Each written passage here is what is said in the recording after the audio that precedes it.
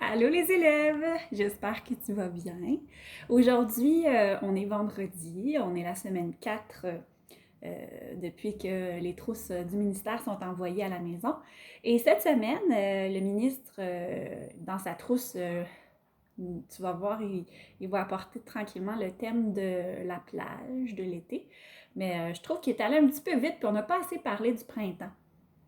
Alors aujourd'hui, j'avais envie de te parler de quelque chose qui commence à se produire depuis que le printemps est installé.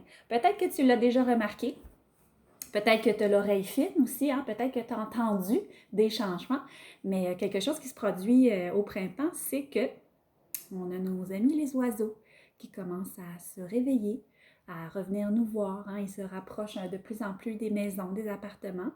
Et si tu as la chance d'avoir des mangeoires à oiseaux à la maison, eh bien, tu sais qu'ils adorent revenir grignoter par-ci, par-là. Et peut-être que tu as déjà vu certaines espèces.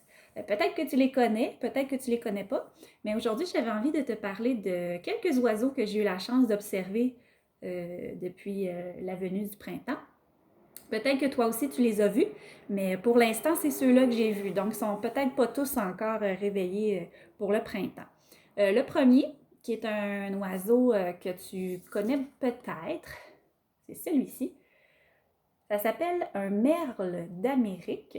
On peut le reconnaître avec sa petite bédaine qui est un peu orangée. Hein? C'est comme brun pâle orangé. Et le merle, il chante beaucoup. Donc, peut-être que tu l'as déjà entendu, peut-être que tu l'as déjà vu, mais on le voit souvent dans nos pelouses. Puis, il se rapproche des maisons tranquillement pour parfois venir faire son nid.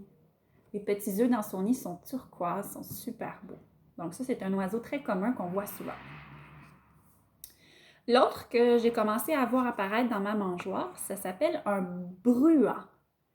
Le bruant, il y en a plusieurs espèces, mais celui-là, c'est le bruant familier. On le reconnaît parce que sur le dessus de sa tête, il y a une petite tache qui est un peu brune orangée.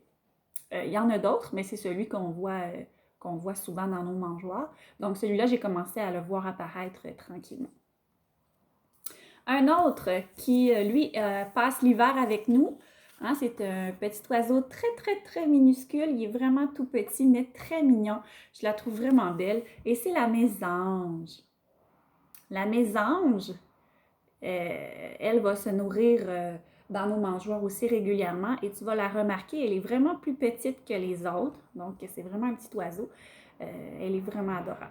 Donc, la mésange. Elle aussi, elle a un chant particulier.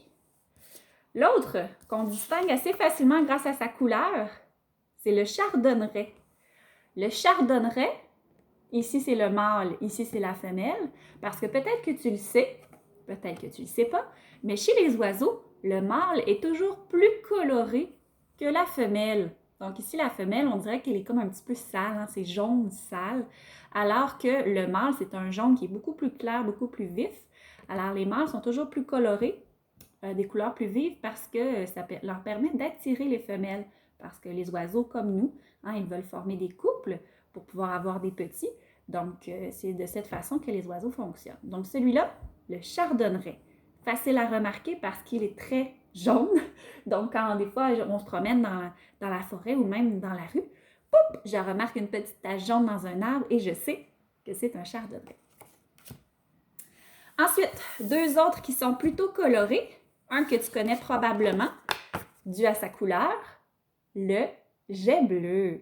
Le jet bleu qui est un grand oiseau, hein, qui est presque aussi grand qu'une corneille ou un corbeau. Donc, le jet bleu, qui est facilement distinguable par sa couleur.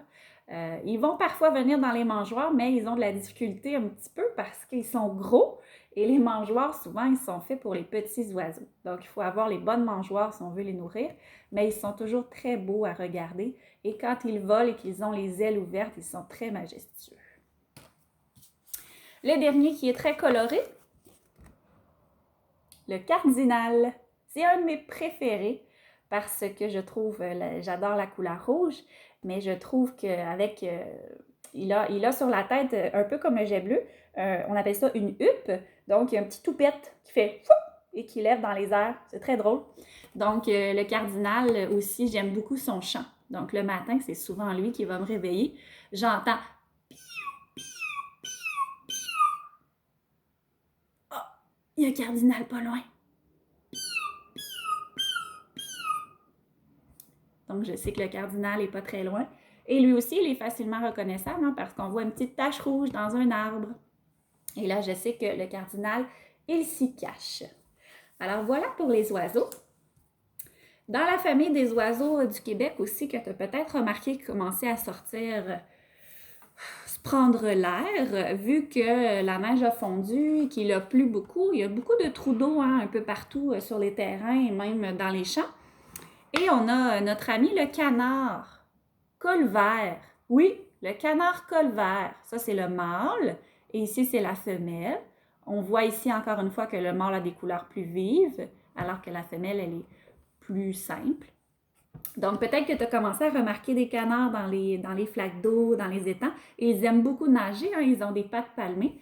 Donc, ils aiment plonger aussi pour aller chercher du gazon qui est un petit peu mouillé ou des petites brindilles. Donc, les canards, c'est plus facile pour eux à digérer de manger les choses qui sont déjà humides, qui sont déjà mouillées. Donc, tu vas les voir patauger peut-être sur un coin de rue dans un trou d'eau. C'est toujours bien drôle de les regarder. Surtout quand ils nagent et qu'ils dodelinent en essayant de s'enfuir de nous. Alors, le canard colvert. Et mon dernier, qui est un oiseau du Québec absolument magnifique, que tu connais probablement parce que tu les as entendus ou peut-être même que tu les as vus si tu as levé les yeux au ciel. Peut-être as-tu remarqué ceci. C'est une bande d'oiseaux qui volent en groupe et qu'on voit au printemps, mais aussi à l'automne.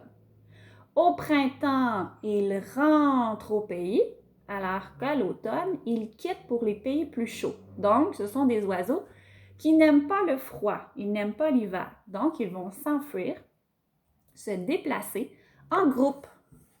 Et souvent, ils vont former un V, comme une voile de voilier. Alors, on va dire que c'est un voilier.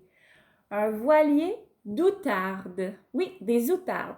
Mais le vrai nom de cet oiseau, parce que oui, on dit des outardes, nous, au Québec, mais son vrai nom, c'est une bernache. Une bernache canadienne. Si on regarde de plus près, la bernache ressemble à ça. Donc, c'est comme un gros canard, hein, parce qu'elle a des pattes palmées, la bernache. Elle aime aussi beaucoup l'eau, mais elle aime aussi se reposer parfois pour aller pondre ses œufs, entre autres. Et la bernache, tu vois, c'est quelque chose qui est beaucoup plus gros que le canard colvert. Hein. Le canard colvert est pas si gros que ça. La bernache, elle est vraiment très grosse et on ne peut pas vraiment les approcher. Ils sont peureux, hein, comme les canards, et peureuses. Donc, voilà. Alors, c'était mon petit topo des oiseaux du Québec que j'ai pu observer jusqu'à maintenant parce que Mme Armstrong adore les oiseaux, adore surtout les oiseaux du Québec. J'aime beaucoup essayer de reconnaître leur chant, essayer de reconnaître aussi le nom hein, des oiseaux. C'est important de connaître les oiseaux d'ici au Québec. Donc, voilà. Si jamais on se revoit en classe le 19 mai, j'aimerais qu'on aborde un peu plus en détail les oiseaux. J'aimerais en fait te faire écouter aussi leur chant pour que tu sois capable de les reconnaître quand tu marches dans la forêt. Parce que quand c'est le printemps, c'est un temps idéal pour aller faire des promenades et ben, pourquoi pas en profiter pour observer les animaux, essayer de connaître leur nom et d'essayer aussi de reconnaître leur chant. Alors, ton défi pour les prochains jours, avec la fin de semaine qui s'en vient, c'est d'essayer de prendre un temps pour observer les oiseaux. Essaie d'en trouver. Et dis-moi si tu en as vu parmi tous ceux que je t'ai montrés. D'accord? Alors, n'hésite pas, envoie-moi des photos, tu peux m'écrire quand tu veux. Et n'oubliez pas, si vous voulez m'appeler, ça va me faire plaisir. On peut faire des appels pour se voir. Ça va? Alors, je pense à toi. Je t'envoie des gros bisous et je te souhaite une belle fin de semaine.